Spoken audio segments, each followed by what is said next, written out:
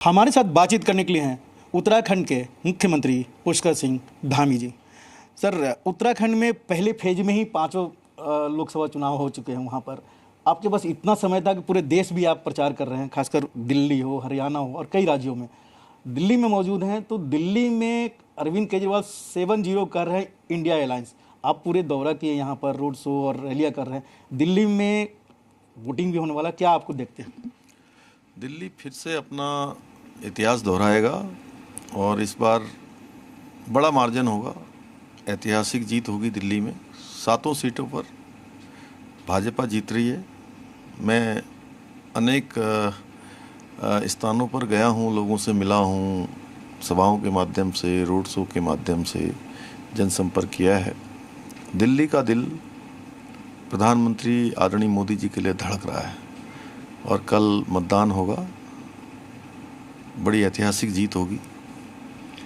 लेकिन अरविंद केजरीवाल मुख्यमंत्री कह रहे हैं कि हमें पार्टी तोड़ने के लिए और चुनाव में हराने के लिए जेल में डाल दिए गए हैं। मैं जेल से बाहर आया हूं तो बीजेपी का यहाँ सुपड़ा साफ कर देंगे। देखिए, उनके घर में कलह मची हुई है। उनकी आप पार्टी की सांसद स्वाति मालीवाल के साथ मारपीट हो रही है, लात घूंसे चल रहे हैं मुख्यमंत्री आवास के अंदर। केजरीवाल जी से दिल्ली के लोगों की बहुत बड़ी अपेक्षाएं थी और वो कांग्रेस के भ्रष्टाचार को मिटाने के नाम पर सत्ता में आए थे। आज भ्रष्टाचार के मामले में उन्होंने कांग्रेस को भी पीछे छोड़ दिया है। सर, दिल्ली से अगर हज़ारों किलोमीटर चले तो पश्चिम बंगाल में वहाँ पर कोर्ट का फैसला आता है, संदेश खाली हो या फिर नंदीग्राम में आपने देखा किस तरह घटनाएं घटी। कोर्ट का आता है कि ओबीसी का जो लिस्ट था उसको नकार दिया है एक सर्टेन टाइम, क्योंकि उसमें अल्पसंख्यकों की भरमार थी, ऐसा आरोप लग रहा है। आप संवैधानिक पोस्ट पर हैं, अगर इस तरह कोर्ट का आदेश आता है वहाँ ममता बनर्जी करें कि हम इसको मानेंगे नहीं। देखिए, जो लोग कहते हैं कि मोदी जी आएंगे, 400 सीटें आएंगी, संविधान ख़त्म कर देंगे, संविधान को तो ये लोग ख़त्म कर रहे हैं। संविधान में कहीं ये व्यवस्था नहीं है कि धर्म आधारित आरक्षण होना चाहिए। इन लोगों ने संविधान ख़त्म किया है, संविधान के साथ छेड़छाड़ की है, संविधान का गला घोटा है इन्होंने। और कोर्ट ने जब इसको रोक दिया है तो कहते हैं हम उसको मानेंगे नहीं। ये सबसे ऊपर है, तुष्टीकरण इनके लिए सबसे ऊपर है। देश के अंदर तुष्टीकरण का खेल, तुष्टीकरण और वोट बैंक इनके लिए सब कुछ है। राहुल गांधी का आपने जिक्र किया, राहुल गांधी हो या प्रियंका वाड्रा हो या अखिलेश यादव हो, उन लोग कहना है कि उत्तर प्रदेश जिस पर आपकी पूरी निगाहें हैं, इस बार क्योटो यानी काशी भी गवा देंगे, 80 सीटें गवा देंगे, इस तरह के उन लोग दावे कर रहे हैं।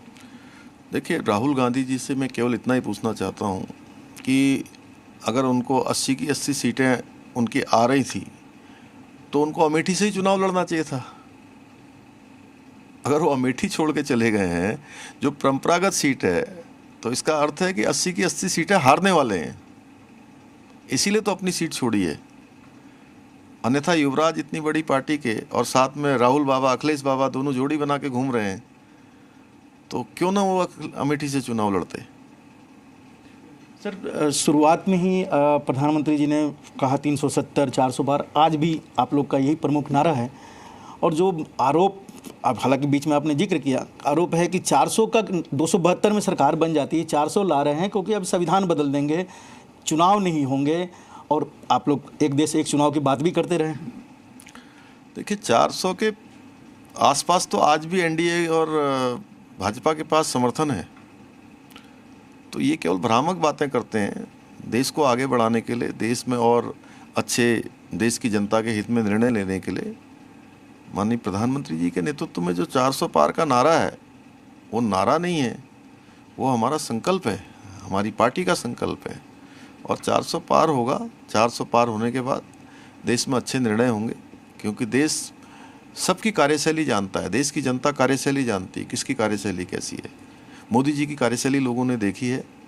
कभी वो आरक्षण को समाप्त करना तो दूर, इस प्रकार की सोच में भी नहीं है।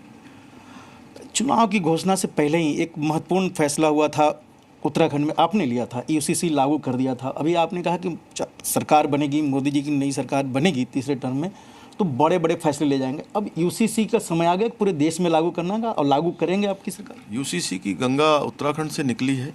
देवभूमि उत्तराखंड से माँ गंगा निकलकर पूरे देश को जल और जीवन देती है। उसी प्रकार यूसीसी की जो गंगोत्री उत्तराखंड से निकली है, अब वो देश के अंदर हमारे प्रधानमंत्री आदरणीय मोदी जी के नेतृत्व में पूरे देश को सींचने का काम करेगी, पूरे देश को लाभ देगी, सशक्तिकरण भी करेगी, सुरक्षा भी करेगी और सम्मान भी देगी। जी न्यूज़।